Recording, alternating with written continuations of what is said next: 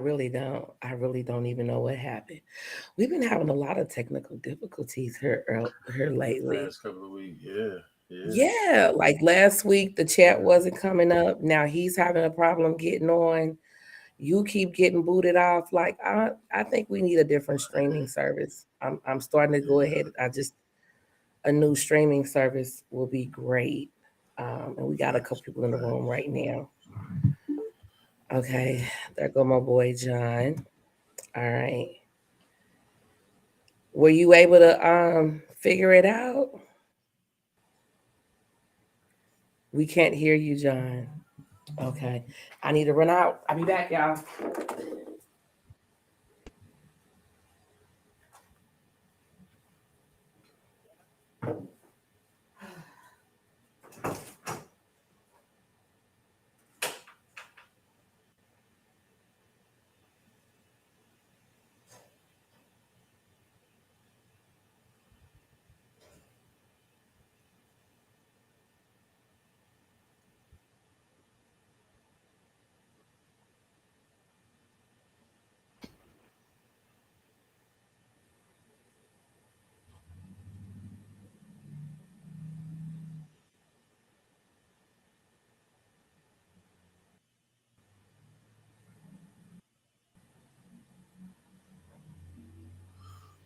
Yo, yo, yo. For anybody that happens to be logged in and currently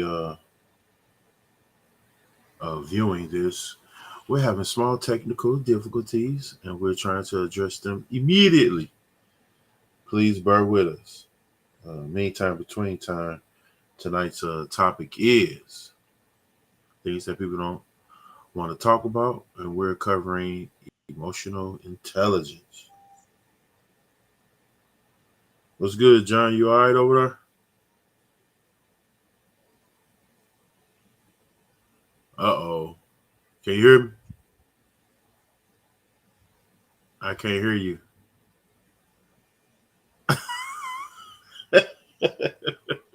I can't hear you, bro. I can't hear you at all. You on mute?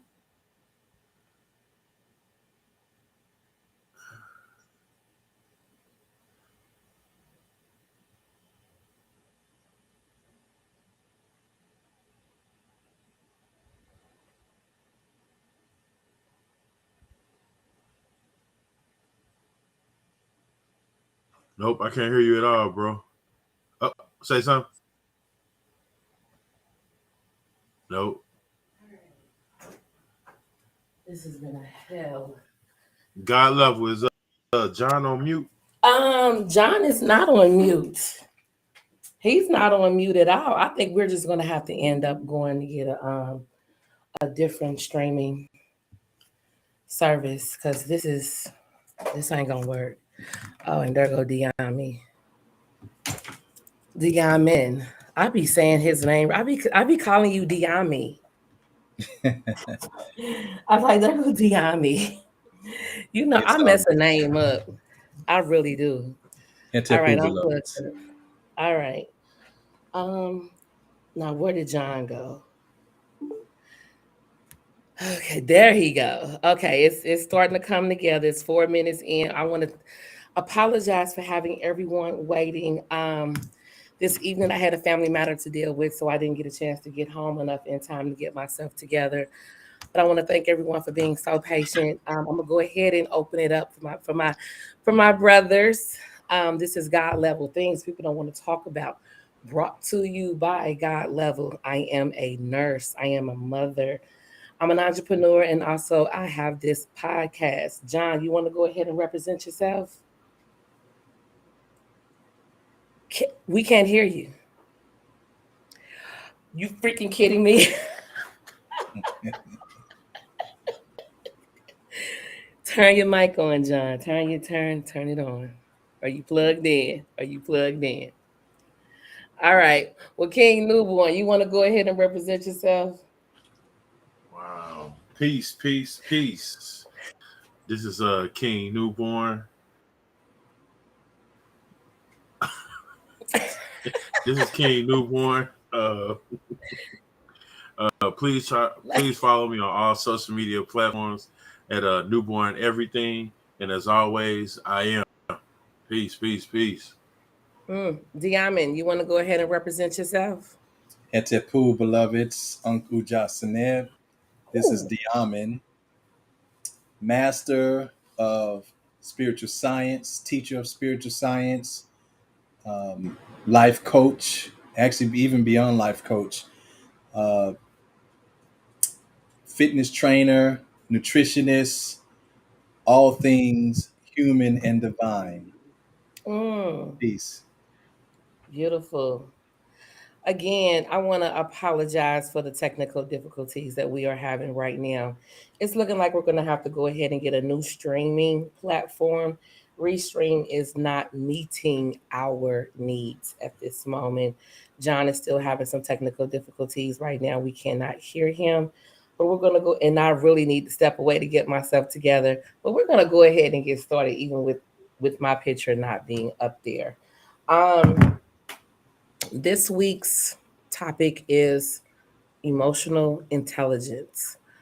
John posed the question. Let me see. There's nothing showing up on my Facebook or YouTube. What? Don't say that. Check your YouTubes. Nothing. Okay, I'm on. Yeah, I'm showing up. Okay, damn. I do read out loud, don't I? I am so sorry. But anyway, yeah, I'm posted. Hey J Love. This week John posed the question. I love him when he comes up with these questions. It'd be great. Um, and I'm gonna go back to it. What does emotional intelligence mean to you? First things first, I want to thank everyone who chimed in on that, who answered. I really appreciate it. To go back and read some of the comments that was made. Someone posted intolerance, knowing how a person has made you feel, rather it be negative or positive, and being able to express that emotion verbally and or physically, ooh, yeah, in an intentional way, while also being open to accepting and understanding the emotions of other, rather it be positive or negative. Someone else wrote ability to know when you're thinking with emotions.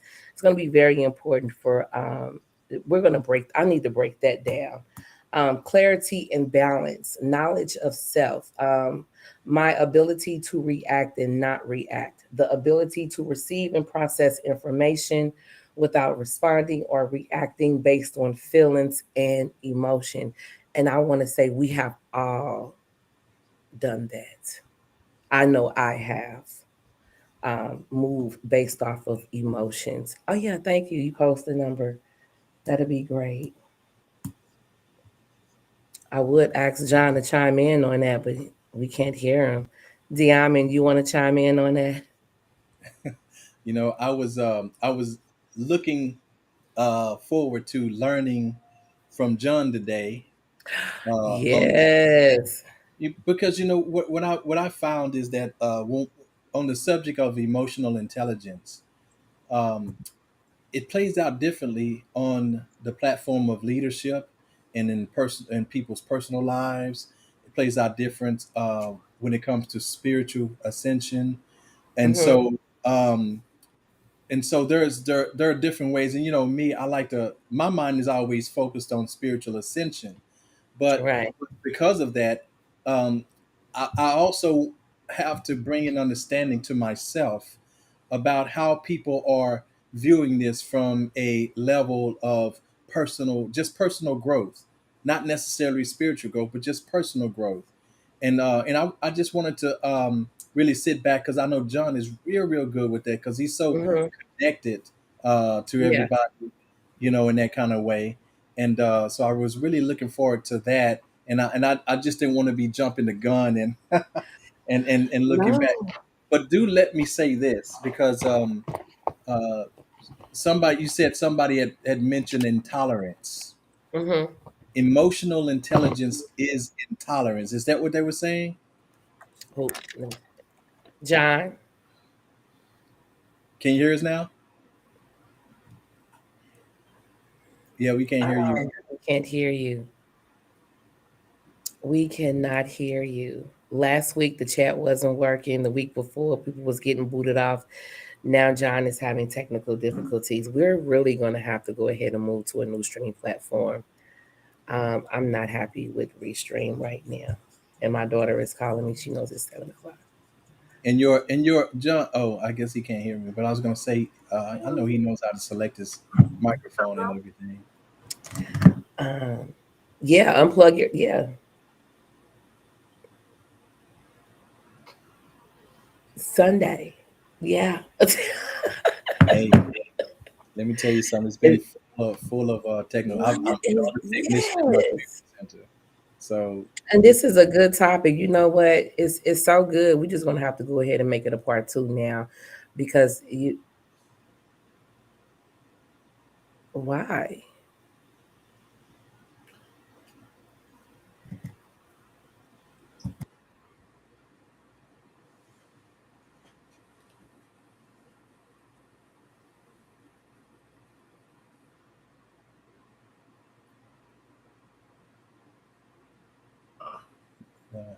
he couldn't get it.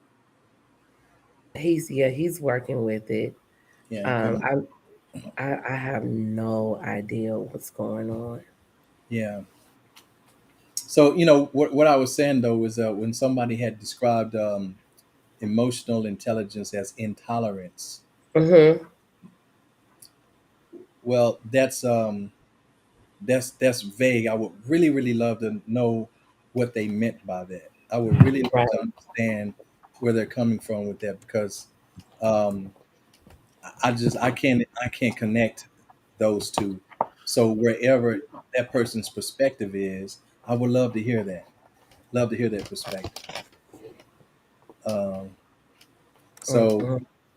and what were some other ones you said? Because I heard some other good stuff. I did see the thread. But I was just in and out because I don't have the luxury. Oh yeah, it's a thread, all right. Being able to identify, feel, and process emotions without injuring those around you, being tactful, ooh, but concise. Ooh, go girl. Being well versed in the knowledge of human emotion and being able to identify compartment emotions from communication or actions. If you learn to identify data, thoughts, emotions, then actions, you got the information game on lock. You Hmm. can't move with emotions. You can't. Oh, with anything, with anything. Mm-hmm. Even if it's a good emotion, and I'm gonna give you an example. This has been a very I would say I've learned a lot this week. I've learned a lot this week. I ordered some hats. The hats came in. When I found the hats that I want for my business, I immediately got excited. But I've noticed that I've conditioned myself that if I get too excited, something always goes wrong. So I'm going to have to recondition my mind to be excited about the finishing product, but at that time to be focused on my intention and pay attention. Well, I get the hats in. They look good. It wasn't until the next day that I noticed that the hats had a green visor up under it. So I go to my computer thinking maybe they made a mistake. Go back to look at the hats, and I remember being excited in that moment, finding what it is that I want, but I wasn't reading everything to the left, which said this hat comes with a green visor. So I'm sitting here and I want to get upset, but I had to ask myself, okay, what can I learn from this situation? Let's Mic see. check. There you go. What can I learn from? John. I am so sorry you're having. I Yeah. don't. Yeah, we're gonna have to move to a different streaming platform. We definitely. Yeah, I'm gonna make that number one priority this week. To move to a different platform because we're having too many technical difficulties. Last week the chat wasn't working. It's like, I'm feeling just a little attacked. Just a little. Uh, Mhm. Look at him. You know what? I'm the engineer. You Anyway, gotta love them. I, So Gotta I'm hustle. sitting here, and that's when I sent out the group text, anyone available, because I can just feel myself getting upset about this. It was a minor mistake, but it cost. But I'm sitting here like, okay, what can I learn from this? I Mm. remembered something my brother told me a long time ago. He said, when you start your business, don't focus on the money, focus on getting your product out there. So I made up a plan. I devised a plan to give the hats away for free with each purchase. Mhm. And then the next thing that I've learned is okay, it's okay to be excited, but be excited about the finishing product. But when you're in the midst of handling business, pay very close attention. You have to separate that emotion. Oh, yes. Details. Separate emotion from details. Mhm. So that's what I've learned this week. So Hmm. you have to also keep in mind that when you're building a business or building a brand, you're going to make mistakes. Mhm. Consistency and don't give up. Do not give up. So yeah, that's my scoop. Anybody else want to chime in? We got you now, John. Go for it, brother. Oh Yeah, man. yeah, this is you, baby. Shoot. Go ahead. Yeah, I'm up here. I'm trying to figure out, you know, even where to begin. First off, I'm glad you guys were able to tap in and kind of highlight some. You guys did talk about some of the definitions that were in the comments, right? Yeah, we talked about a few of them, but there was plenty. There was a lot of them. All right. So, one thing that I think is very, very captivating about emotional intelligence is it's two parts, right? Emotional intelligence, which indicates that emotions are a type of intelligence, right? So there are several intelligences that are out there, at least within the realm of psychology. But it's more so about a way of thinking about information. So there's access to the information, right? And then there's the interpretation of the information. So information is power. Power is ability, and hence it refers to our power over our emotional experiences and the emotional information as well, right? And we are not our emotions. There is an I, there is a me, there is an observer of this emotional information. And observation is our base experience. I think a lot of us forget about that. Observation is our base experience. We spoke about meditation last week, and if you consider that one of the core ingredients of meditation is observation, this implies that we are not our senses. We are not our sensations. We are not just our bodies, right? We are not our emotions. And yet we find ourselves identified with our emotions. I am angry. I am sad. I am depressed. I am anxious.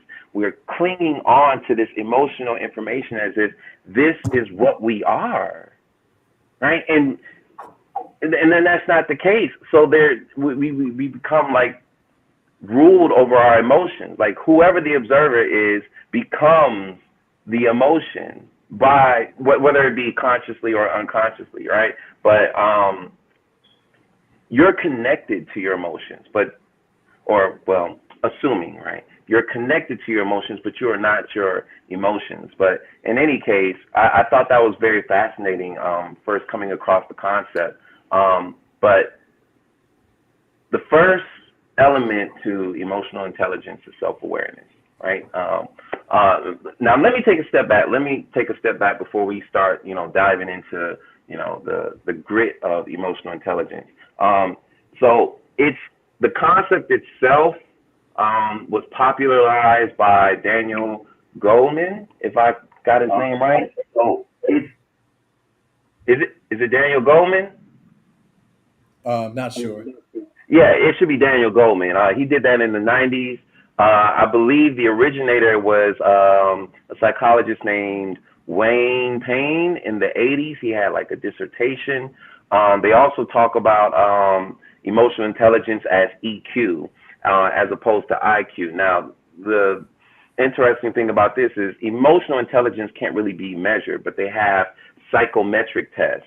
So there's emotional intelligence tests that are out there, but if you want an accurate assessment, you usually get a psychometric test, right? But so now that's out the way, you know, the term was coined in the 90s. It was popularized by Daniel Goleman. He came out with a few books on emotional intelligence. I've only read one of them, which was his first edition. He has a 2.0, Emotional Intelligence 2.0. And there's a lot of books out there. One in particular that I like, it's not necessarily dealing with emotional intelligence, but this one, I swear by this one. Oh, gosh. Okay, I hope y'all can. Oh, it's kind of like fading out. No. Okay. Yeah, put it in front of you. Right? Yeah. Okay, so in front of me. Is that what that is? All right, so, all right. Letting go. This one right here, this took my emotional intelligence up a notch. Now, it's part science, part spirituality. And I like books like that because I like to deal with a little bit of empiricism, and I also like to deal with the spiritual aspect of things.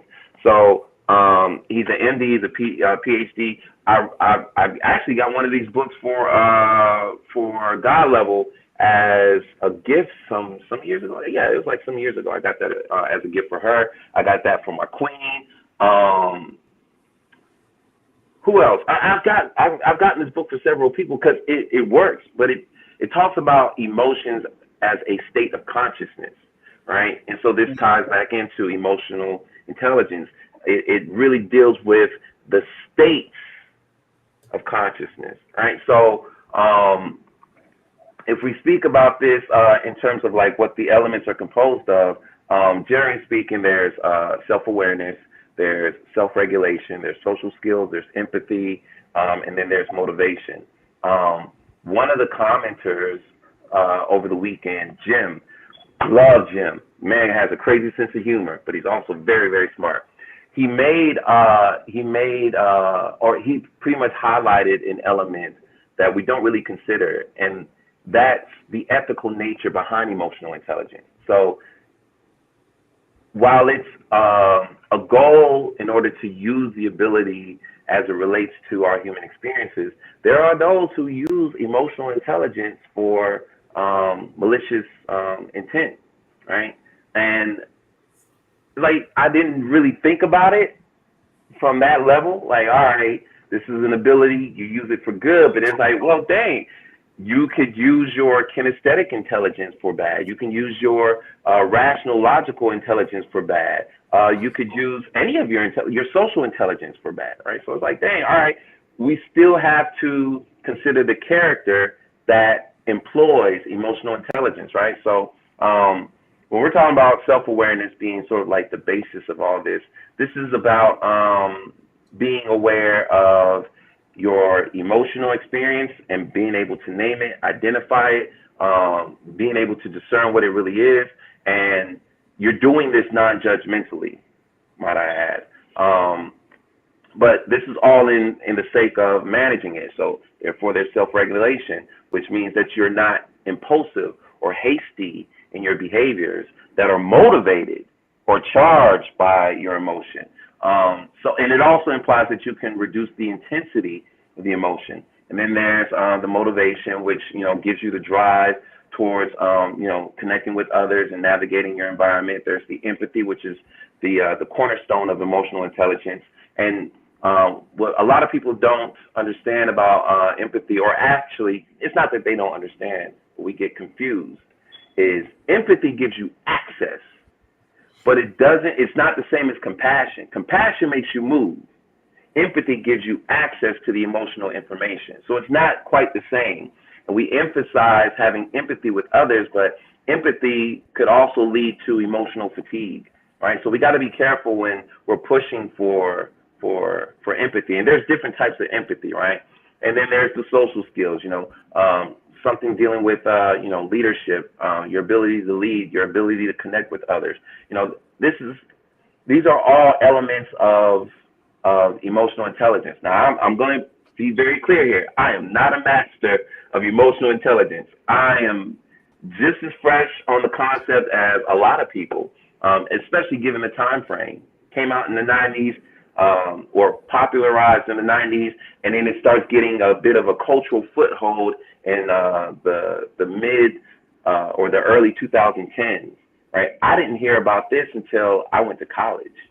So that was what, 2014, 15, 2015. I come across this. Around that time, I'm what? Okay, I'm like 31. I'm 31 when I come across this concept. Now, it's not to say that we haven't been practicing with emotional intelligence, but if we really think about what this really pertains to, it's about our survival on a biological level, on a human level. This is about survival. And I know that, or I recall that Saba Diamond has spoke about the nature of emotions, especially within the context of, neuroscience, that these are merely chemical reactions. But I don't want to hog up the mic too much, so I'm going to go ahead and pass it around, see what anybody else has to say. Hey, John, real quick, so I ask you expound on empathy, real quick, one more time. Oh, okay. So again, empathy is about your ability to connect with another person's emotions. So there is an empath, right? An empath relates to people's emotional experiences on a spiritual level, right? And of course, it's still processed the same way, cognitive or neurologically, it's still processed the same. But on a spiritual level, it is said that an empath is able to connect to other people's feelings, and even people that they're not physically present with, right? So it can be, I don't know, your mom, your uncle, your friend, and suddenly you're just overwhelmed with sadness or grief, and you feel that because something has happened to them. That relates to an empath. But when we're talking about empathy, this is about access to emotional information, and usually we pick that up through sensory input.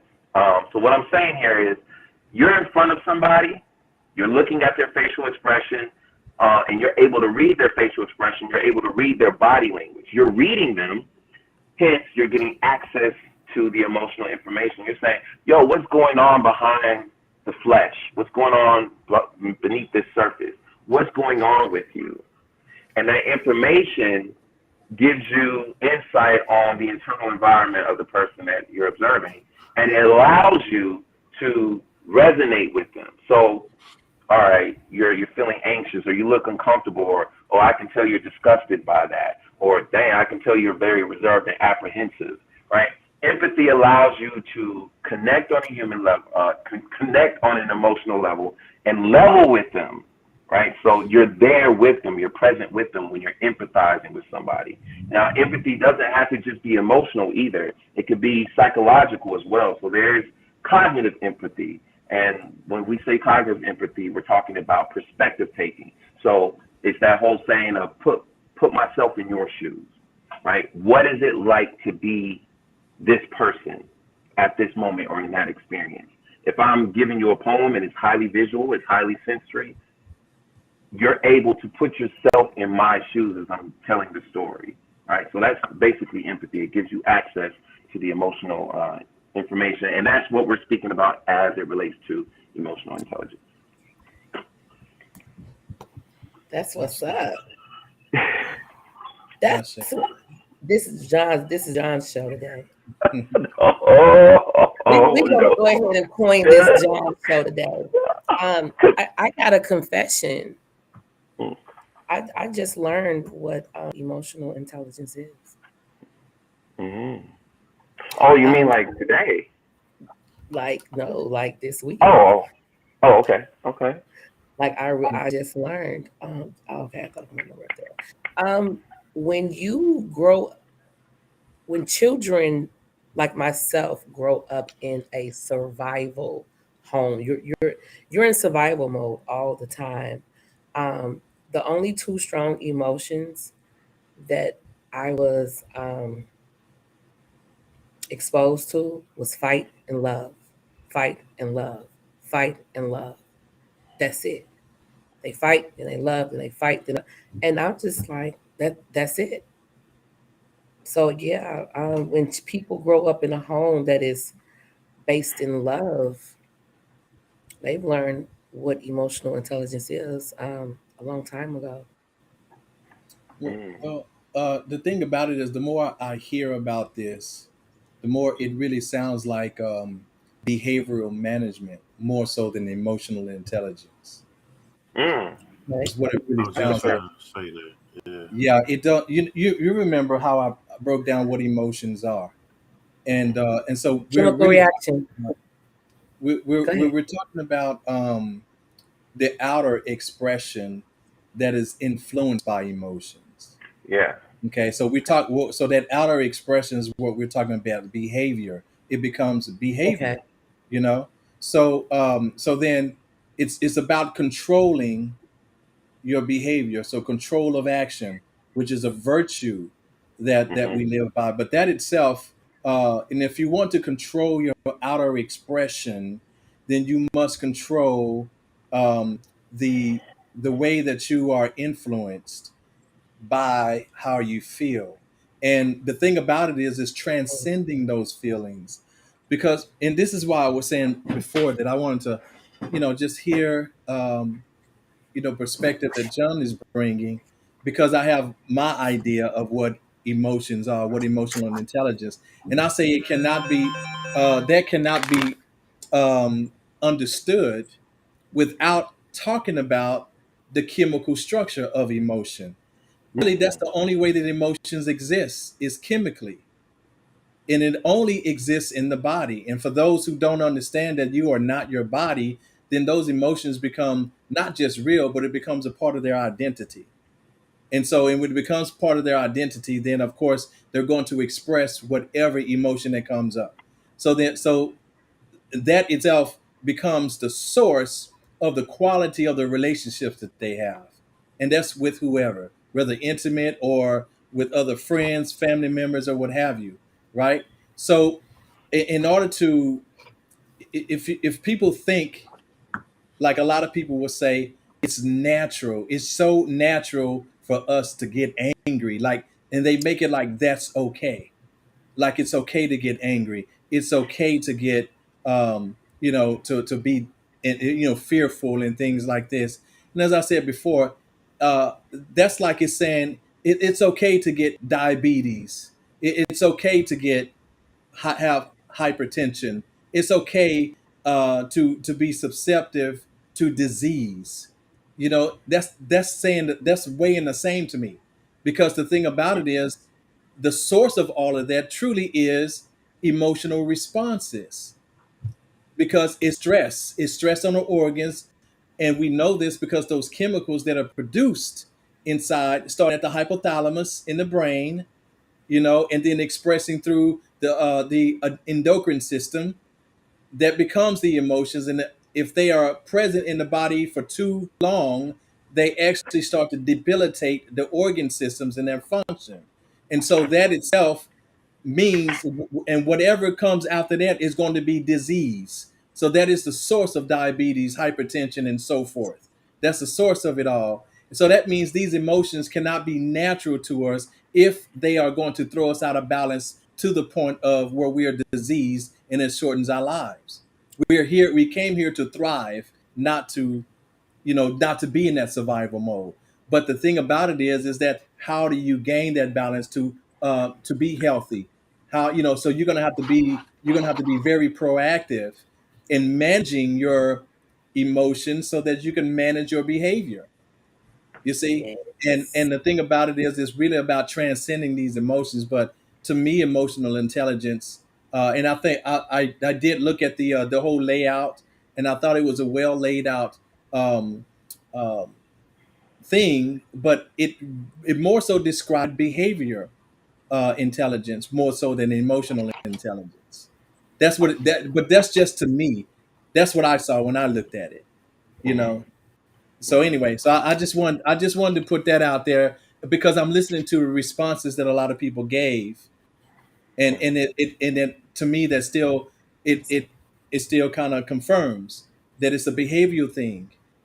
It's a behavioral thing, because everybody's talking about the way they behave, in response to emotions. So anyway, I'll leave it there, and we'll talk about that in depth All right, we have a call. We have a caller. Hi, Miss D. How are you? Oh, can y'all hear her? No. Okay, go ahead. Try it again. Hi, how are you guys doing? Okay, good. Okay, we're good. Do you want to share your comment on tonight's emotional intelligence? Well, my thing with it, speaking on the subject, what it says, emotional intelligence. What I get out of that is that not uh, something that's, to me, my opinion is that we read up on a lot of things. We go up with, the doctors say what they study, etc. But everything that is always spiritual with me. Like when I called in for the very first session when you guys first started out, it was such a blessing to speak. So what I'm gonna say is about emotional intelligence is that that's something that we was born with. We was born with all these senses. We could smell, hear, touch, things like that. And we have emotions. The Bible says when somebody come into the world, we supposed to cry. When they leave out the world, we supposed to rejoice. So for me, emotional intelligence is being in tune that we are human. People say it's not good to get angry, but that's a emotion that we have. Now, it becomes a problem when the emotions override you and you kill someone or you just go off the deep end. But I feel as though emotional intelligence is when you come to know that it's okay to get emotional. It's okay to have emotions, but just know how to control those emotions and not allow them to get out of hand.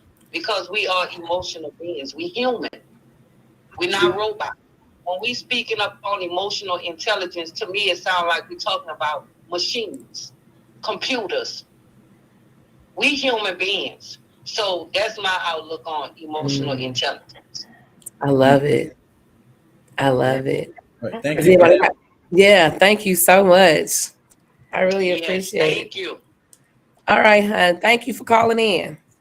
You're welcome. All right. Oh, wow. Being responsible as it relates to emotions. What is your response when you have a Not allowing your emotions to control you. like? It's a question of what is your intention, right? What are your intentions in your social relationships? Functions. What are some of the functions of emotions in our human experiences, right? We have emotions to prepare us for action.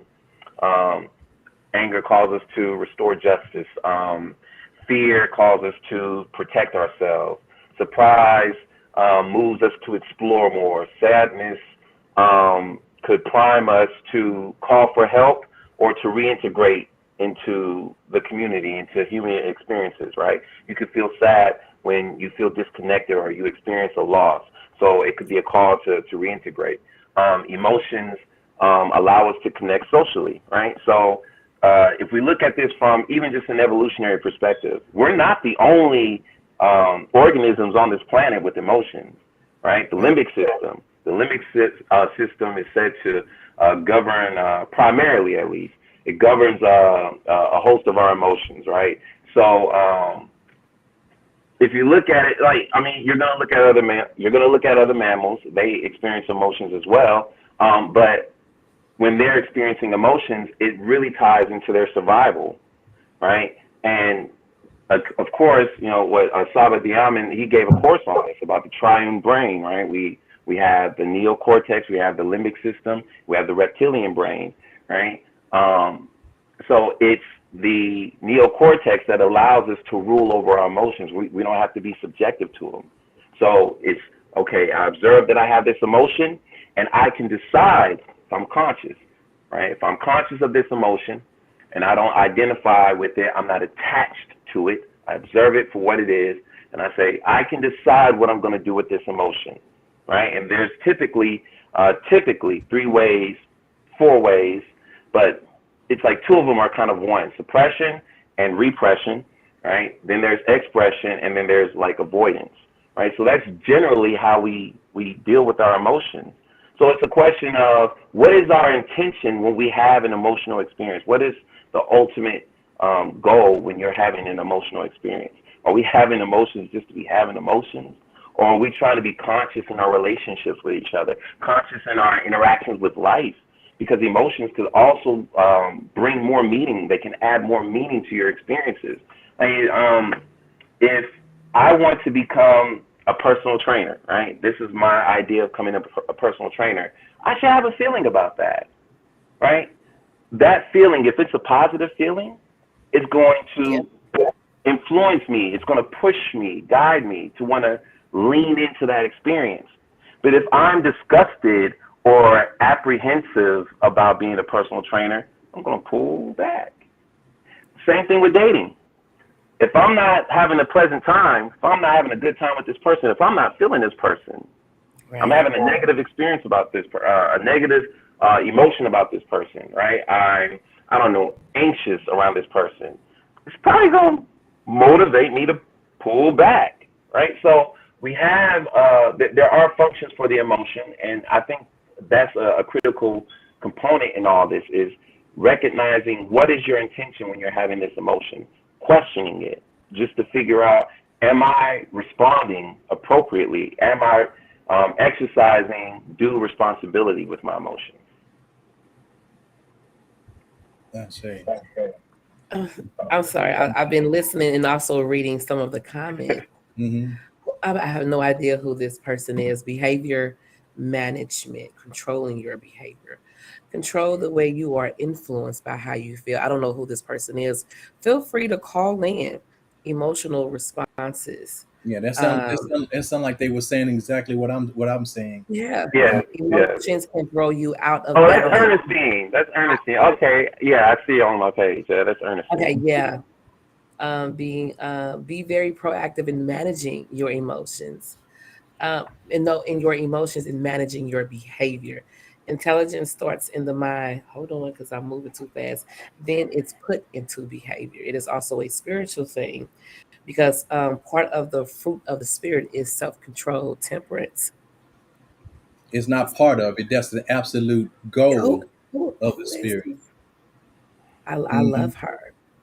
Yeah, Oh, that's the D. absolute goal. One thing we got to do, we got to stop trying to ride the line.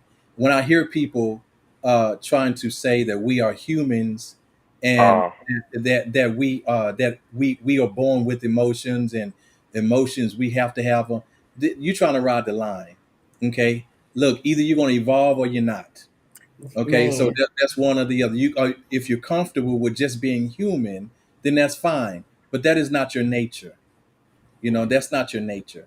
And I'm just saying, right now, the reason why this is so important is because of where we are cosmically, what age we are going into, and the vibration that we must cultivate in order to move on with the new age. It's a vibrational requirement. So this is so important that we as mankind understand who we are. When we talk about we are made in the likeness, not the image of God, because God itself has no image. It has a likeness, it has a quality with which we are also endowed with. In quality, not quantity. We don't see the quantity until we all come together. And we cannot come together if we have different emotions repelling each other. You understand? So mm, we have to understand what emotion, which one is necessary, and which one only allows us to finally come together. You see what I'm right. saying?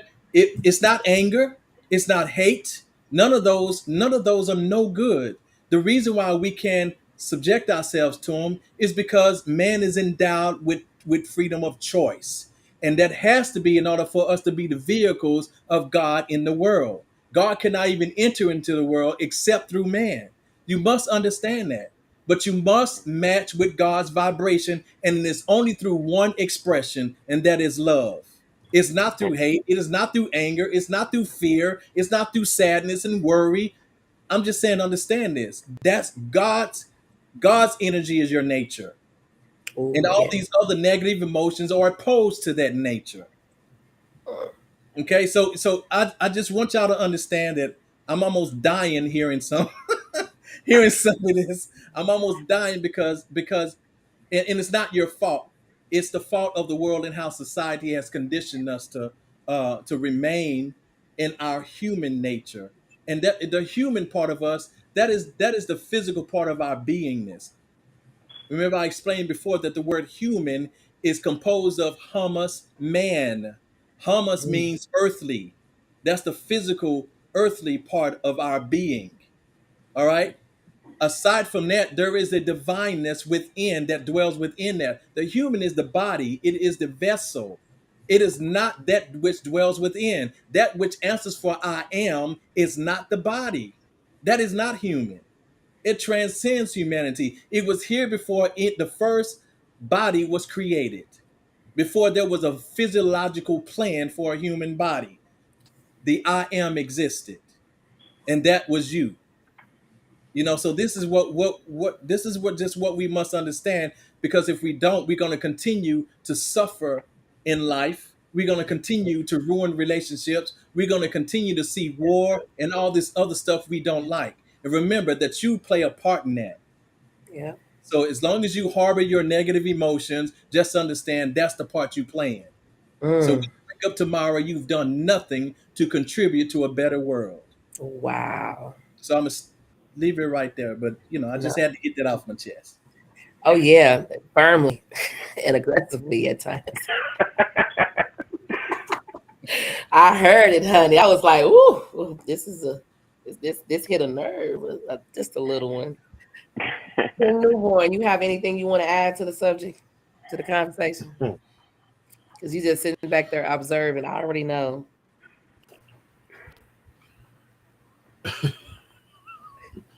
Oh, Lord. First of all, let me say peace, peace, peace. Right. Peace, King. Peace.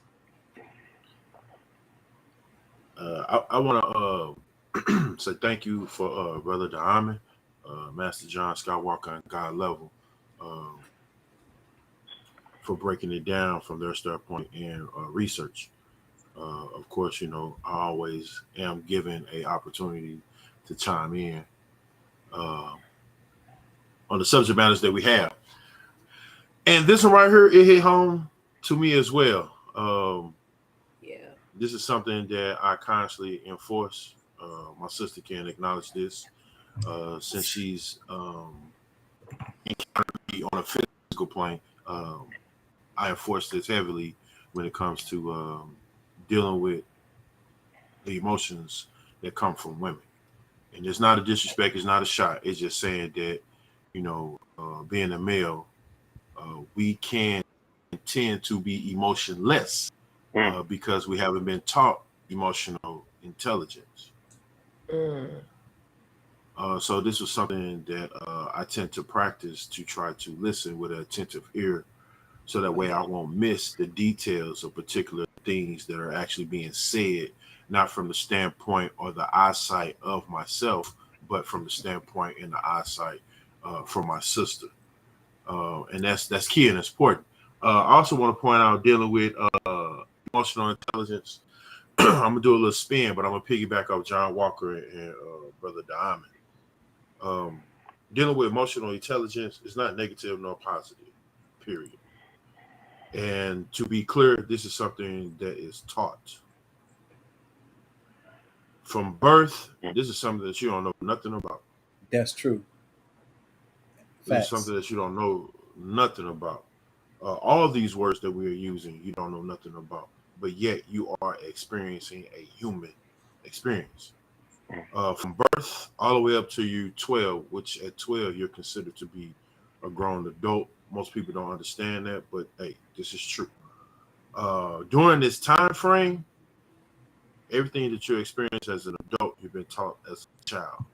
Like my sister pointed out, and I'm going to, emotional intelligence was never taught in the home front. It was taught survival, how to make it through, how to deal with certain things, yes. and don't express no emotion. Just take it for what it is. This is what I said it is. That's what it's going to be. When you start to deal with emotional intelligence, you're applying knowledge, which is another part of resource of having access to tools to represent these particular things. The Diamond said, when it comes down to dealing with the word love, love is an action. It is something that you're naturally born with. You don't even know that you're using it. It's just something that you're born with. You're born with the understanding I'm attached to my mother, protected by my father. This is not something that you're taught as a child. You just know that this is safe haven. This is where it is, and I'm okay. I can act out, do whatever I want to, and I'm not going to be judged as a child. Unless I go against one of their emotional intelligence, then I'll be reprimanded. You know what I'm saying? But again, this is something that you're taught. As a child, you only understand to deal with your five senses, like Miss D. Wells was saying when she called in. That's all you understand, which is touch, taste, see, and hear. What I say? Touch, taste, see, hear. Yeah. Say it again. Tactile. So it's concrete reality. Yeah. So with that sensibility, there's nothing being told to you that you're suffering from PTSD, you're suffering from emotional intelligence, you're suffering from pain, struggle, anything. All the brain wants is information, period. Yes. Information and new experience, consistency. That's all the brain wants. Thank you for the person that chimed in and said, I forgot about that one. Yeah. But are you did, sis? Appreciate I did, you. but I was trying to be low. I was low with it because I didn't want to overtalk you. Go ahead. No, it's peace.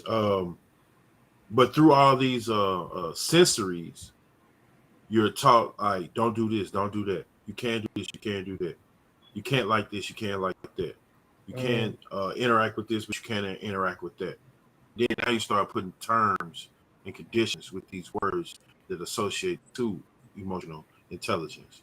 But for the most part, you're still not even taught that. These are just directions that's been passed down to you that you're supposed to follow and apply. And a set of rules and guidelines like, yo, this is what it feels like to be in love. This is what it feels like to be in love. This is what it feels like to practice discernment. This is what it feels like to be hated on, to be jealous. You're taught all these particular things, which brought us to the point today. How do you control your emotions, which is dealing with emotional intelligence? How do you control your behavior? How do you control your response, your non-response? How do you control these particular things? Like, do you take time out to check yourself before you even respond? We had a while back when one of our episodes we were talking. I think it was either dealing with women and depression.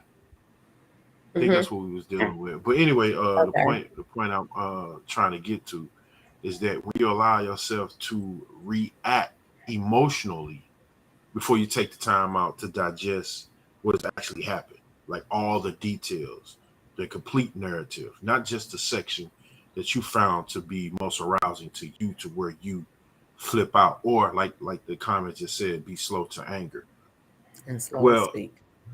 And slow to speak, yeah. But if you never was taught anger, how could you express that? How could you even respond in that manner if you never was taught that? Like that's not something that's not something that you just automatically start to do. That's something that you're taught. That's something that you had to see in the home front consistently. Right. Cool. Yeah, these are behavioral conditions that have been passed down to you. So even though a person may be hurt, that doesn't mean they're not teaching you something. It might not be what you want to learn, but you're definitely being taught. That's still a part of emotional intelligence. And we got to be careful of that. We talked about beating kids and giving whoopings.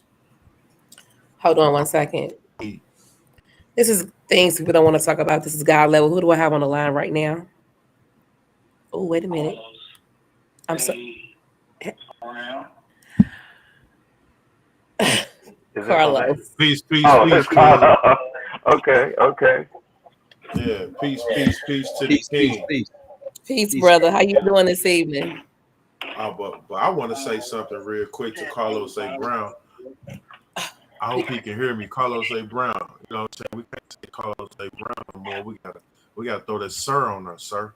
Sir. Oh, look. Sir. Go ahead with your comment, sir. So, I'm just getting here. I was getting off work. Okay. Has the definition of what the emotion is been understood? Well, what emotion is he talking about? Ask him to define the emotion, to clarify the emotion he's talking about. Can you? Understand the definition of what emotions are? Yeah. Yeah. My understanding of emotion is just your relationship. No. With your feelings. No. Explain to me then what a difference between an emotion is and just your relationship with your mood. With your mood? Mm-hmm.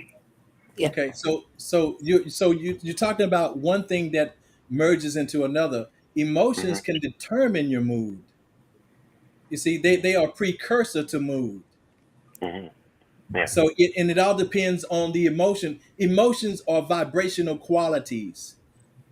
Okay, so if we want to give it a definition, let's call it a vibrational quality, right? Now, I wondering, are you on Facebook? Can you see us? Yeah. If you're not, so if you Mhm. He said yes. okay, you can. All right, because what I want to do. But I can see you. He said Okay. it's a bit of a delay, but he can see us. I see. Okay, so what I want to do is you understand that each emotion has a vibration at which it expresses. It's been measured. This has been scientifically measured. So these are vibrational qualities, right? So when we talk about everyone that's registered as a low vibration are these negative emotions like anger, fear, worry, sadness, jealousy, and so forth, Apathy. right? And these things can determine what mood you're in, you know. So, but you can also be in a good mood if you're experiencing happiness, joy, love, and so forth, Excitement. excitement, and things like that, right? So all those determine what mood you're going to be in. Now, here's the thing about here's the That's thing. what I'm saying, your relationship with your mood. Wait, say it again, beloved. So isn't that basically saying your relationship with your mood, because how you respond to it is the part where you show your emotion. Well, the thing about moods is your expression. That's going to be how you're expressing the emotion that you are actually experiencing. So that's the relationship. It's not like you're going to respond according. Your mood is going to be your response according to the emotion that you're experiencing, right? So I'm just having a hard time following you when you say your relationship with your mood. You see, When I say relationship, I guess maybe I'm meaning as in how you react to your mood. well, okay, I love that. I could go with that. So how you react to your mood? What's your response? So you understand that first there has to be another insertion of another quality in order for you to react to your mood. Other than that, you've been taken by your mood, right? So in order to recognize I'm experiencing this vibrational quality, this emotion, and this got me in this mood, I've got to stop because I don't want to express this way. Now that's a whole different frequency that you're interjecting just to observe the mood. You see, just to observe it. Now you've changed it. What you've done was you removed the vibration. So now you're at a state of peace because that's what it takes to observe it. You have to separate yourself from the emotion and the mood in order to even know that this is where you are, and I'm going to determine whether or not I want to express this way or not. So you have to separate. So that's proof itself that there's a differentiation between the feeling and the being itself. So that I am is what Okay. stops and puts space between what's being felt and what's determined to be expressed. You see? So that's a good one. Now I can follow you on that. When you realize that, now you realize there is a relationship.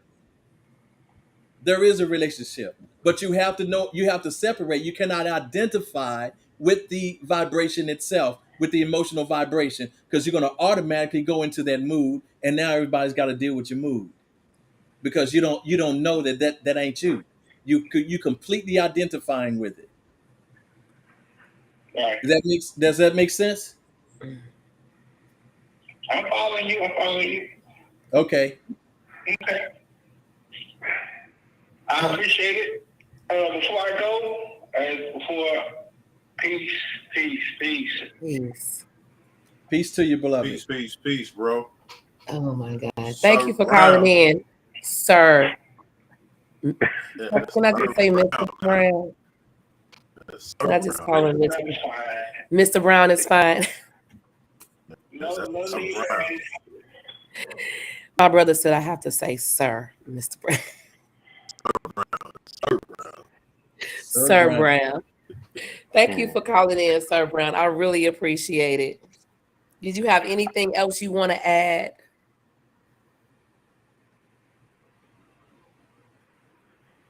Who? Which one? Oh, he's gone. That's it. Oh, okay. I was also going to highlight that there is, just to kind of add to the distinction between a mood and emotion. Mood is like it's a larger expression, right? So, like Saba Diamen was saying, emotions tend to influence the mood, right? So moods last longer than emotions. So if you notice, you have a good mood and a bad mood, right? So that's like bigger.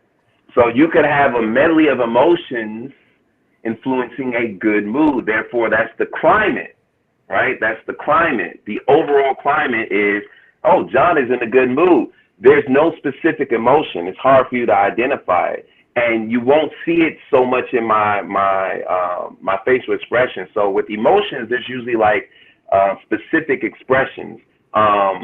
With a mood, there's no specific event, right? So there's no reason per se for you to be in a good mood. So it can be like, all right, there was a series of events that gave me this medley of emotions, which contributed to my overall mood. And so it's kind of like the sky. You just kind of look at the general mood of the sky, right? But it's influenced by a lot of these variables, right? A mood is also not that intense compared to an emotion. Like an emotion can be very intense, and it's also very brief. An emotion is typically very brief. So when we're talking about mood and emotion, we make the distinction based off of like the persistence of it, the specificity of it, how gradual it is, right? Because a mood is more like it takes time to build up a mood, right? And then with an emotion, it's pretty rapid. You know, you can get angry really fast and get happy very fast, and also very intensely, right? And then there's a variety of emotions, but there's not a variety of moods per se. Something else that we didn't really touch on, but that's related to that part also about the emotion, at least in terms of defining it, because I think that's what he was trying to do is trying to clarify, I guess, the definition of emotion maybe. But there are elements, right? There's the subjective experience, there's the physiological experience, and then there's like the behavioral response, right? So if we're talking about the subjective experience, we're talking about something that's a bit higher, right? Physiological is more like, all right, your skin is perspiring, you're breathing hard, your heartbeat, your heart rate is up, right? There's a hormonal release through the endocrine system. And then there's the behavioral response, and what do you do with that energy once it's present, right, in the internal environment? How do you express it, right? Or do you express it? Is it repressed? So there's a behavioral response. So when we're talking about, emotion in terms of an experience, there's kind of, there's pretty much like a top-down experience. Now, I will say this also. There are different theories of emotion in the psychological literature that's out there. There are different theories of emotion. There are different theories regarding how they relate to each other, what causes what. Theory is pretty relevant on this topic because it helps you to understand which way, it gives you an understanding of what causes emotion. So you'll have one theory that says thoughts cause emotion. You'll have that one theory. Then you'll have another theory that says your physiological environment causes the emotion. So, all right, something touched your skin or something visual stimulated you and you had the emotion. So it was the body that gave inspiration to the emotion. You have that theory out there. And then you'll have another one that'll say, there's a neurological basis for it. So it's just merely so you're going to have different theories of what emotion is.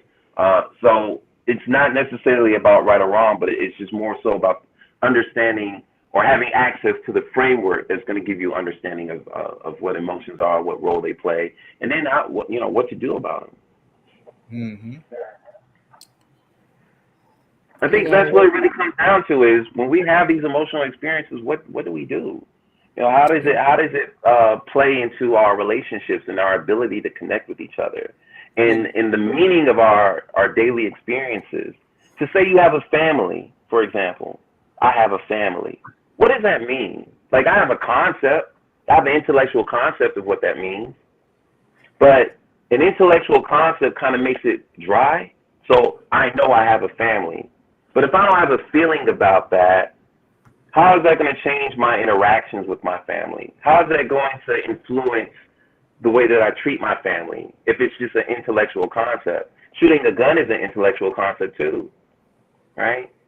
But if you were to experience that and you're a somewhat healthy human being, if you were going to shoot somebody, the concept of shooting and then manifesting in a behavior, having an emotion to complement that gives that experience meaning, right? And it can influence, essentially, it will influence your fate, right? But ultimately, what we're going to always come back to this. We're always going to come back to this.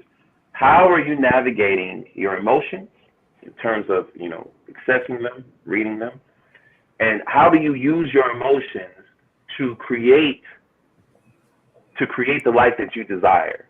You're supposed to use them. They're not supposed to be using you, right? Okay. Are you using your emotions to create meaningful experiences? Yeah. All right. If Now we're talking, brother. Keep going. Yeah. right? So, Keep right, going. so certain emotions. There's a wisdom to each emotion. Okay, they should be teaching you, or not teaching you. They should be informing you of something. Let's just say, for example, let's see. Anger could inform you of an area in your life where you need to be more patient. Anger could also inform you to be more humble, right?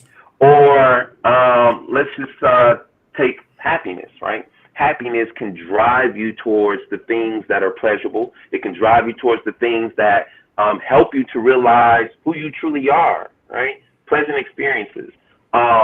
Sadness can teach you compassion towards other human beings, right? Or excitement.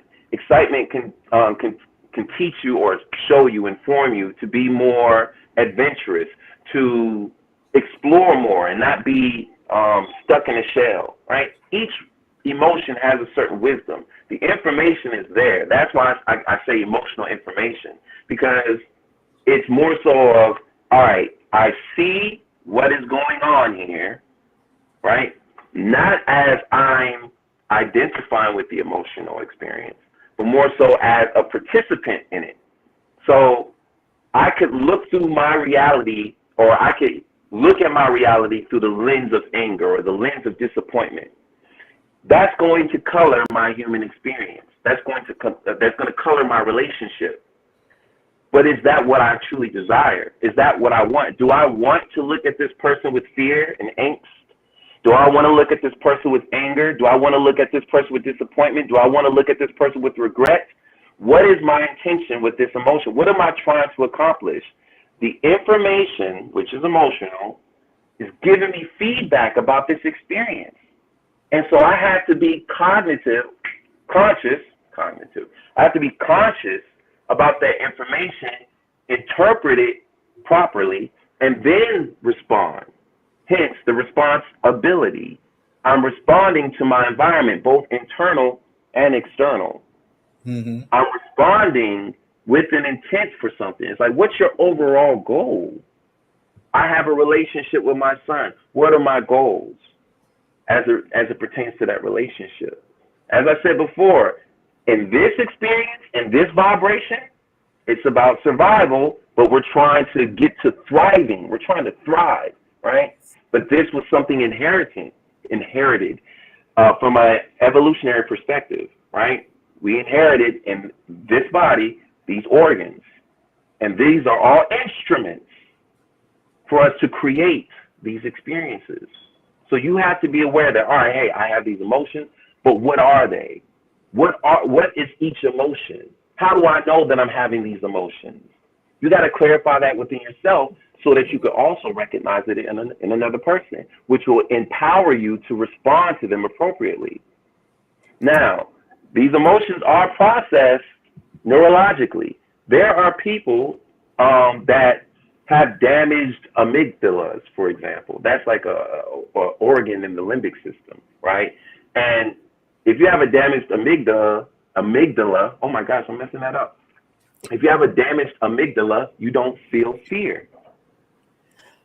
You don't process. There's a part in your brain that will not process fear. And so you will look at a certain situation where most people would be running or freezing up or getting ready to fight, whereas this person doesn't feel anything. And so they're just like, okay, yeah, this is the thing. It's here. And so it's an intellectual thing for them. It's a thing. It's a concept. All right, I see. Yeah, there's a snake right there. Or yeah, I see that he has a gun. But the meaning, there's no emotional meaning for that experience. So he's not motivated to run like everybody else. He's just like, oh, okay, that's a gun. It's like, yeah, it's a gun. And we're like, oh, it's a gun, right? He doesn't have that response. There's nothing informing him to do that, right? And genetic predisposition, that's another element to this. Some of our emotional expressions are inherited genetically. Some of them, not all of them, right? King Newborn had alluded to that earlier about our conditioning. We get primed earlier in our years for emotional expression through our culture. Sure do. We have gender differences in how we express, right? And I also want to clarify for the audience, limited emotional expression or a limited range of emotions, that's not the same as emotional intelligence. We're not trying to limit the range of emotions. We're trying to transcend them. We want to rule over them, okay? So it's acknowledging, like, all right, let me take a step back. To respond compassionately to someone who is experiencing grief. Do you think it is possible to respond appropriately to someone? Now, you might do this intellectually, but I mean, could you do it effectively without experiencing grief yourself? If you've never had that emotional expression, could you recognize that they are grieving? And then secondly, or have the wisdom to respond to them so that they're at least comforted, so that they're not sitting with that emotion for too long, right? For you to care enough to say, I recognize your emotional state, and I have a remedy to pull you out of it or help you shift, help you vibrate higher. That's the emotional intelligence that we're referring to here. It's having the ability to respond given the emotional information. And you're doing this intelligently because there is a manipulation. I say manipulation, but really I'm saying interpretation, but they're kind of like the same thing. It's you organizing the data and saying, this is what it is, This is the problem. Here are some possible solutions. Here are some possible responses. You could do nothing, but there's a consequence for that. You could do something, there's a consequence for that. There's a consequence. So Saba Diamond is definitely hinting to something larger here as it relates to our behavioral response, because it's pretty much a top-down effect. We're more so concerned with emotional intelligence as it relates to how it manifests physically.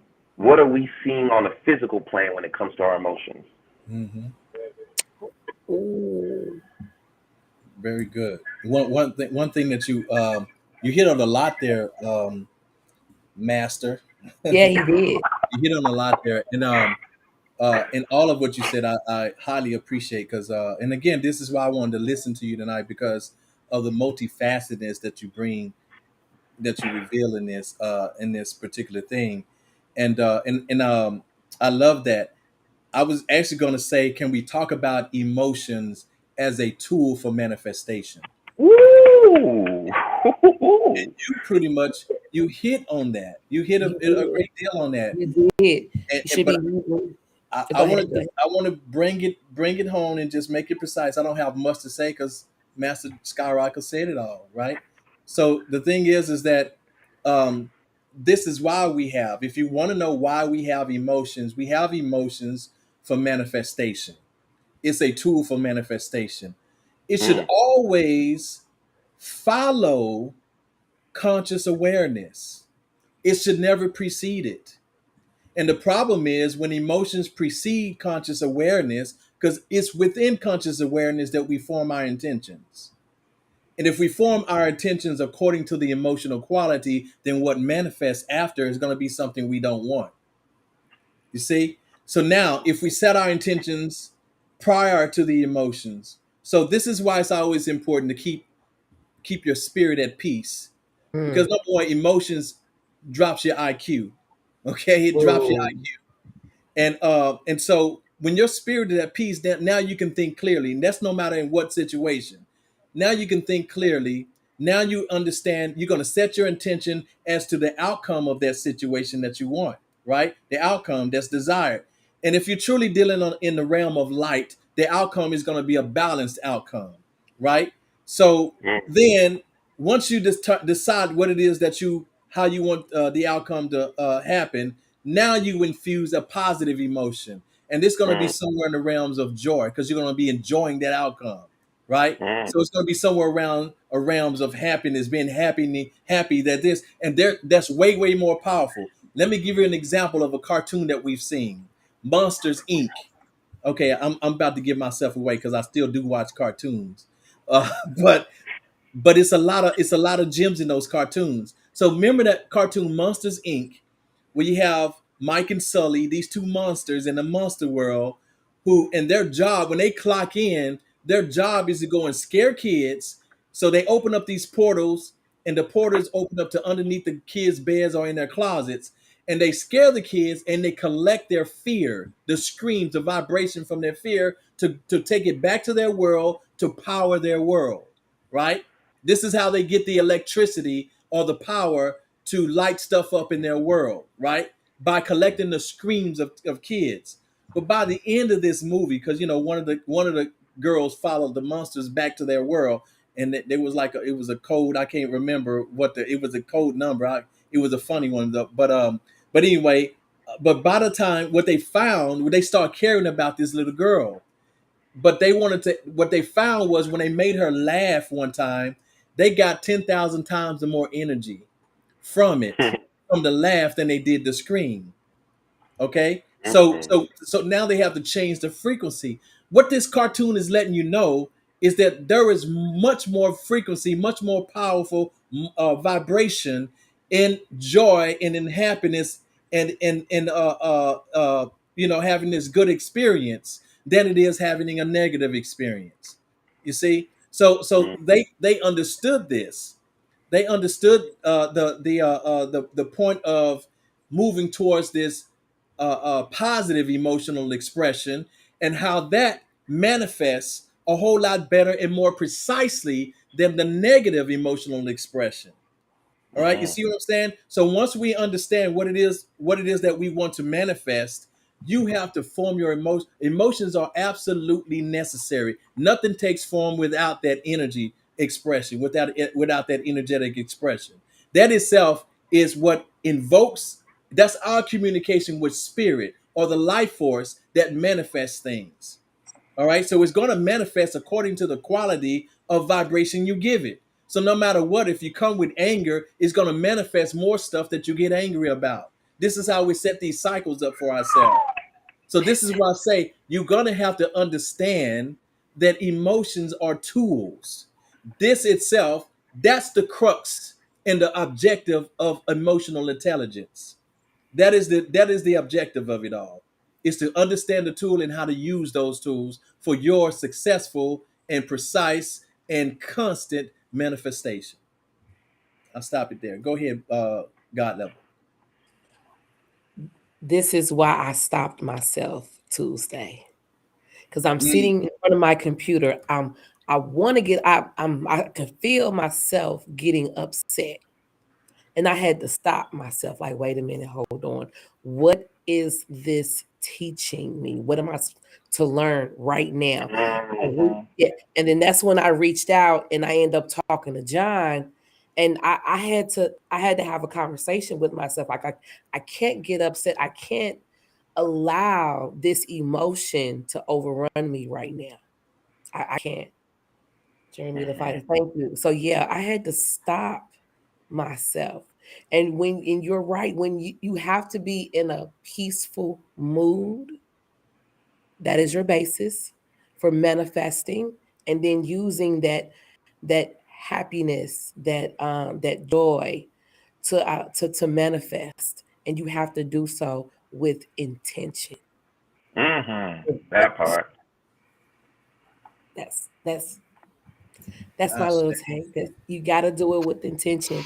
And I've noticed that when I'm at a peaceful mood and I'm happy, I can put out something and it'll come right back to me quickly.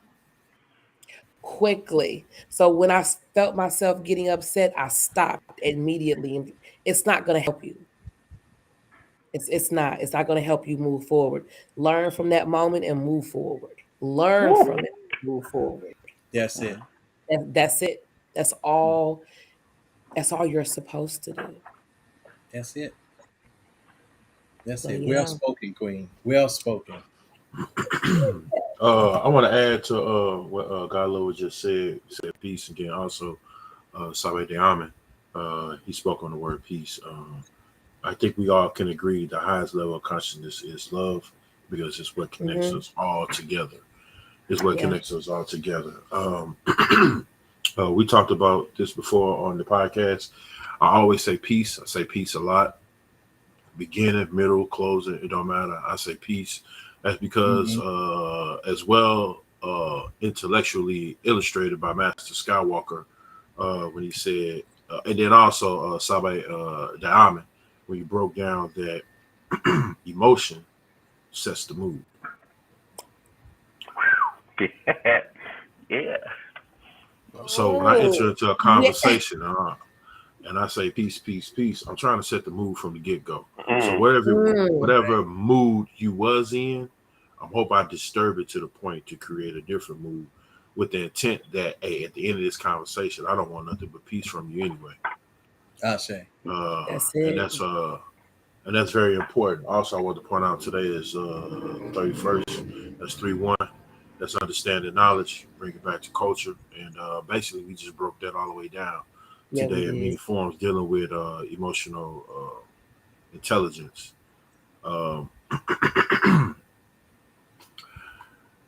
It's very difficult to keep your feelings, emotions in check, depending on how you've been conditioned as far as your habits. It's very, very difficult. I've seen a couple of times in the comments they were saying about resources and tools, and that is true. What do you use as a resource, and what do you what do you do?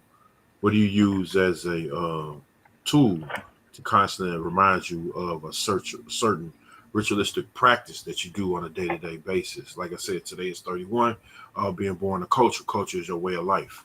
So how do you implement emotional intelligence in your way of life? Do you practice discernment? Excuse me. Do you practice discernment? Do you do like what Master Skywalker said? You use your intent in the beginning of the conversation, so that way you arrive to your true intentions, or what you're trying to get from the conversation, from the situation, or just in general, whatever it consists of in your life at that moment. I think that's very important. Want to add to that most of the time we're already speaking from a place of pain and hurt. We're just looking for somebody to how do you say, build on the mood that we are already in, a place of pain and hurt. And that can be a very concerning issue, because now you're adding stress to an uneasy environment as well. So therefore, you're not even sharing consciousness. You're just ramming off of your emotions to continue to charge the mood. And that's never a good thing. Nobody is thinking clearly at this particular point. It might feel good that you're upset, you're in pain, you're angry, you're mad. It might feel good because that's how you've been taught to interpret it. That's not a good thing at all. Nothing positive will come from that. Matter of fact, I don't even want to say positive. There will be nothing beneficial from that. Whoa. Yes, sir. Nothing Yes. beneficial. Yes. Yes, sir. Yes. And that's something I had to learn early on as well, dealing with emotional intelligence. When you talk to other people, you have to remove all your emotions out the window, because at this particular point, if you invite station, it's a two-way. You either transmit, receive, or be the student, or you being the teacher. So therefore, at those particular functions, it's not about your emotions. Because right now, I'm trying to receive understanding. So whatever knowledge you give me and whatever wisdom you apply to the knowledge, which is an action, we're trying to bring this to a complete understanding. If we ain't bring it to a complete understanding, I'm going to say myself, King Newborn, I can never find peace in what it is that we're talking about. Yes, sir. Therefore, I have to remove myself. So it's very important for me to have understanding in order to continue to gain peace. Again, this is why I say peace in the beginning and I say peace in the closing. If I don't get understanding in the middle, I never arrive to peace. Yes, sis, and this is one of the things why I press very heavily upon you. Very, very, very heavily. You got to get your understanding. If you ain't getting understanding, you can never arrive to peace. You can never get there. Most of the time, most conversation, we too busy trying to teach a person of how we are emotionally upset or anger or feeling pain or struggle, or we're going through survival mode. Like God level just said, you're supposed to understand it, get over it, and move forward. That's when the peace comes in. Mm-hmm. Yeah. And since then, I've been peaceful. I literally devised a plan to say, you know what? Give away the hats. Mm-hmm. My brother gave me the ideal a long time ago. He don't know I'll be listening, but I'll be listening. It always come back. It always come back around. I'll be listening, you know. But again, he gave me the ideal a long time ago. He was like, give away free merch just to put your name out there. And here it is. I find myself in a position to be able to do that. It didn't hurt my pockets, you know. It was a lesson learned for me, because like I said before, I had conditioned my mind that when things are real I get too excited, something goes wrong. So I have to reprogram my mind and say, or recondition my mind to be excited about the finishing product, but while in the middle of handling business, pay attention. Read the fine print. That was a lesson learned for me. Oh yeah. Yeah, and then not to get down on myself in the beginning of building this business, or even in the middle, because guess what? You're going to make mistakes. It's what you do in a moment, you know, that's going to determine how far you go. Am I going to allow this to say, well, you know what, maybe this ain't right for me? No, I made a mistake. Mm-hmm. Be excited about the finishing product. Pay attention to what you're doing, and move forward. That's it. It's a learning lesson. I'm going to make another mistake. I don't know when it's going to be, but I'm going to make another one. You're going to make mistakes. If anyone who started a business did so perfectly, we all be rich. Yeah. all of us. You I know, mean, But you, they coin the term "fail your way to success." oh, fat oh my, bars. I was just gonna yes. say that. Yeah. And I thought about that. I was in the shower. I remember hearing someone say, you learn more from your failures than you do from your success. So I Mhm. learned a Fact. lot in that moment sitting at that desk. And John was saying some stuff, but I was going over some stuff in my head. I'm like, I'm not gonna allow this to say, you know what, maybe this ain't right for you. You know what? No, this is. I made a mistake. Let's correct it, move forward. Then it's like, okay, what you gonna do with the hats? I'm gonna give them away. Because my brother, I remember something he said, and there it is. How do we get one? You Mm, mm. Promote the business. Plug, plug, Yeah, plug, there it is. Yep. plug, plug, plug. Subliminal. oh Shots my, fired. I want a God yeah. level with a green visor. Bring it. Well, it'll be free. Right now, I am doing free shipping, and the hats that I did receive is going to be given away for free. If you buy a hat, you get a hat for free. Ooh. And it's free shipping right now. And I'm at www.godlevel1.com. Let me see if I could post. I'm gonna go ahead and post my website in the comment section. I did forget about that. I'll be advertising everywhere else except on. I'm not gonna look as cool as John look in them hats. You have any beanies? No, Oh, take a not yet. Okay. You man, know, man. I am going to expand. Right now, I'm waiting on Creative Edge to finish my shirts. Plug. Sound like a plug to me. Yeah, I'm just waiting for him to finish it, so I can Okay. add that. And then I'm still the hats that I'm looking for, the flat bill snapbacks, they're really in high demand right now. Like really in high demand right now. So, and that's what I'm waiting on because I want to add that as well. Stay top. I don't know what he's talking about. I say. I Why say. is he? You know what? I'm just gonna I, stop. My brother I always. want, Go ahead. so I want to also raise another point regarding um, this topic. So just rehashing, emotional intelligence allows you to navigate your social situations, right? But what's very, very interesting in terms of us as a species, as a people, um, as an evolutionary family, as a spiritual family, is the environment has changed dramatically just within the past 30 years, right? At what point in time could you wake up and get upset about something happening in another place that you didn't know, you otherwise wouldn't know exists? We're talking about our virtual environments. Our virtual environments can influence our mood and our emotional states. And that is, this is prime in this stage of human history. Because 30 years ago, you couldn't do that. You couldn't wake up, look outside the window, we're like, okay, birds chirping, sun is shining. You don't know anything. Well, you don't know what's going on in Japan. You don't know what's going on in New York City. You're in, this small town. There's cows over here, but then there's a girl. Your experience when you wake up in the morning, you would have a predetermined experience, right? You couldn't have access to other people like that. You could wake up in this age and get upset over something that has nothing to do with your life. And you can do that recurrently, repeatedly, habitually. Wake up, and that phone sets your tone for the day. You hear about I don't know, some sort of gender war. Men are this, and black women are this, and transgender this, and this scandal is here, and these people got shot, and this kid got kidnapped. You didn't have that much access to that kind of information, especially emotionally charged information, because we acknowledge that there is some social engineering going on. We know that sensationalism is a word.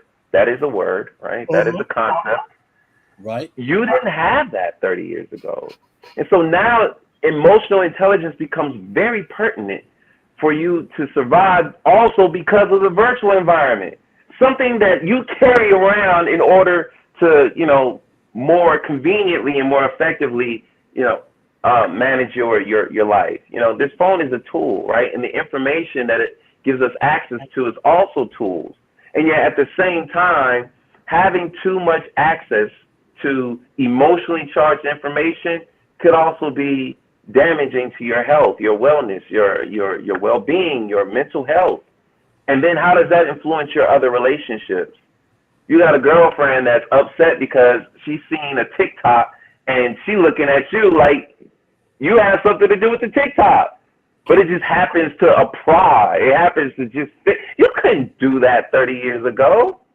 You couldn't blame somebody else for you couldn't do that. You couldn't feel a certain way and then it infects some, like that's the transmission right there. I see this, I feel a certain way, I'm gonna take these feelings and I'm gonna express them on the wrong person. I'm gonna attack somebody emotionally, manipulate them because I wasn't intelligent enough to see that, all right, this is not conducive to my well-being, or this is irrelevant. This has no bearing on what I'm going to do for the rest of the day. We have to think about that now. And a lot of us aren't. And that's another reason why I feel like this topic is so important, because we're still dealing with this technology and we're having emotional experiences from this technology. And what is it doing to our attention spans? What is it doing to our families? We're not being intelligent as we respond to this virtual phenomenon. I didn't want to bring up this incident, but just the fact of being aware that 2 celebrities had an incident and everyone had a feeling about that. But how is that supposed to influence your day? Whether real or not, that influenced your day. That influenced the conversations you have with people. And if somebody didn't agree with your viewpoint, this is a matter that has nothing to do with you. Someone doesn't agree with you, you get emotional about that. And then we call it passion. We call it passion. I'm passionate about this thing that has nothing to do with me. This is impacting your relationships. It's impacting your well-being. And then there's a feedback. You start searching for more content like that. You start searching for more drama because there's an emotional gratification. Are we being emotionally intelligent as we deal with this technology, as we deal with all this information? How does it impact our self-esteem? And I also wanted to clarify something that should have been clarified a long time ago. When we talk about an emotional, intelligent person, it's not a thing you are or you're not, right? It's a continuum, okay? So the question is how emotionally intelligent you are, not whether you are an emotionally intelligent person or you're not. We don't want to think in those black and white terms. We want to think in terms of a continuum. How emotionally intelligent am I? And there are other intelligences, right? But with us sticking with this one, the basic question we need to ask ourselves is, if feeling good about myself and my life circumstances is the goal, what does that look like to me? Ooh. Hey. It's a basic question, okay? This is not a profound question. It's a basic question. This is something you're supposed to know as a child, teenager, all right? Most of us discover some version of this question through a series of turbulent and unforgiving experiences. It's when we get hit with all of these bad experiences that we start asking that question. What does it look like to me? Because I'm tired of seeing this. I'm tired of this vibration. How do I vibrate higher? that kind of becomes the question in so many ways. But it takes us going through a whole lot of bad experiences, unfortunately, in this time, for some reason, for us to come to that question and then have the courage to answer it. Because when you answer it, now you have the responsibility of carrying out that answer. You can't answer the question and be like, oh, well, there's the answer. It's like, all right, you have the answer to the actual problem. This is what it looks like to be an emotionally intelligent person to me. Or this is what it looks like to have a happy, thriving, meaningful, purposeful, intent life. This is what it looks like to me. So in this, you guys, emotional intelligence, in terms of exercising that ability, it's a lifelong pursuit. It is. It's not just something you're going to arrive to this place per se, and like in terms of your emotional intelligence, like you don't have any more work to do, right? This is about, lifelong creativity here. You're creating these experiences and you're manifesting the vision you have for yourself, and you're using your emotions to facilitate that. So in this time, we definitely need to be cognizant of our emotional intelligence and seek to develop it so that we can be mindful of all this craziness that's going on. I know I'm not the only one out here that sees all this chaos. And it's just like, all right, what are we going to do about this? What is our quote unquote defense? We're just going to let this happen? I'm just going to let this happen to me?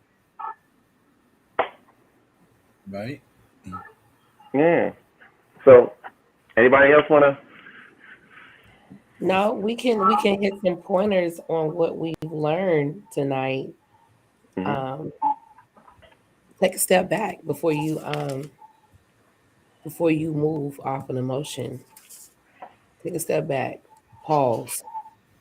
Practice pause. Practice pause. Thoughts can create emotions, and emotions create actions, which turn in if it's something that you're doing constantly, that's a behavior. A mood lasts longer. Emotions are quick. Let's see, what else do I have? Each emotion has a vibrational quality. Emotions set the mood. Hurt people hurt people. Um, what else do I have? How you think. Anybody else?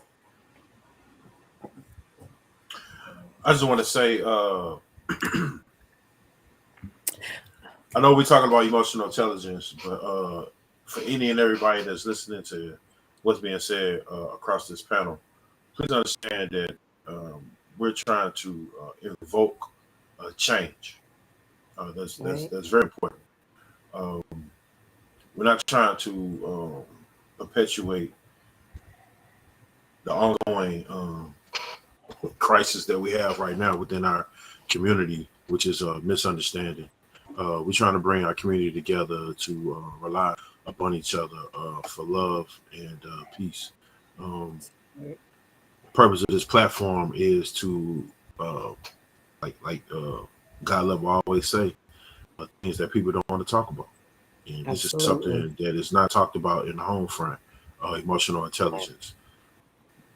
So that, anybody. I'm sorry, I didn't mean to cut you off like that. Nor talk. No. It's not only is it not talked about, it's not taught. It's not taught neither. Yes and no on that part, because some of the stuff that we give are predisposition. It's not necessarily it's not necessarily done directly with the intent, but it's a predisposition. But you are right, God Level. No, you're right. You're right. Through modeling too. We also teach through modeling, so children observers, right? So if we're not being emotionally responsible, then the children will learn that from us, right? Just by mere observation that, oh, okay, this is what we're doing. All right, I'm going with it. That's it. Facts. So, no. I just want to continue to say, understand that change is good, and change is constant and it's forever going. So if you take anything from tonight, take that. Hey, maybe I need to be slow to anger. Maybe I need to implement being humble more, discernment. Need to listen more. Maybe be quiet to speak. Maybe it's a lot of things I need to just change. Period. It's okay to change. Go ahead, God love. Um, I've been practicing the pause. I know that I can be very aggressive when it comes to something I want, even if it's towards the opposite sex. Mhm. And I will not acknowledge that person's feelings. It was just all about what I wanted at that time. My therapist says I could be a bully. So I have to learn to stop, pause, and not react off of my emotions. Because when I do so, I'm actually putting that person in a position to be emotional as well. Hmm. So, Mm, okay. yeah. Yeah. So yeah, I'm learning. And like John was saying, this is not um something that you're gonna come to the end of the road and like, okay, I made it. No, you have to do this day in and day out. And Diamond said the same thing. How you respond to situations. So today this is how I'm going to respond. Tomorrow I'm going to make the effort to respond the same way. And like my brother was saying, practice peace. I say. you know, peace in the beginning, the middle, and the end, and keep that mood peaceful. So when you have those good emotions, you can manifest easily and quickly. Yeah. So yeah, it's coming full circle for me. Thank I you. say. I say. I Cipher, love cipher, y'all. cipher. I Love love you back. y'all. Man, go ahead, John. You got anything for us tonight? We just want to be feared, don't want to be fearless. We want to be feared, misunderstanding what fear is, want to be feared so much, don't want to be loved, but get upset when nobody does. We just want to be feared like the God we revere. Wait, what? You hate yourself so much you pray the love is insincere and makes you feel some type of way. And you're in love with the feeling, fearing the healing taking place, taking away your right to complain about your circumstances, leaving only you to blame. You fear being yourself. You fear nobody knows your name, but hope they keep it out their mouth. Such confusing times. We don't want to be here, but fear to leave it all behind. Perhaps we need no fear, no doubt. We just want to be trusted without having to trust the people who trust us. We want vengeance to be our justice. Ugh. Talking eye for an eye, violating your own. You're losing more than your sight, so it's really soul for a soul. Losing your foot in. Ask Bill Cosby, you get back what you put in. Actually, that's wrong because I could trust you when you couldn't reciprocate the same. But does that mean that I shouldn't? I'm vintage Jay-Z with these reasonable doubts. But why do you get offended? The truth never needed defending. Are you pretending? Is it really worth the fuss to rather be unemployed than earn somebody's trust? They abduct your freedom to doubt. Crucify you for conspiracies you don't believe in, their loyalty, the science, their own achievements. I learned that people don't merely lie without a reason, just reasons that we disagree with. So do we need no fear, no doubt? See, it's unintelligent to be blindly obedient, equally unintelligent when blindly disobedient. Fear can protect you, it can serve you. Wait, I heard that the police could do the same. It's kind of strange. Fear can make you smaller than you really are. Doubt can bring you closer to the truth when your fears are blindly Oh wait, there's feedback. Okay. Doubt can bring you closer to the truth when you're really far. Doubt removes power for something to exist in your mind. So I don't doubt a person, but what they represent. Beliefs will persist on the other hand. See, you don't fear the unknown. You fear what you don't understand. So if you don't know and you fear that, you won't grow. If you pretend that you do know when you don't know, you can't grow.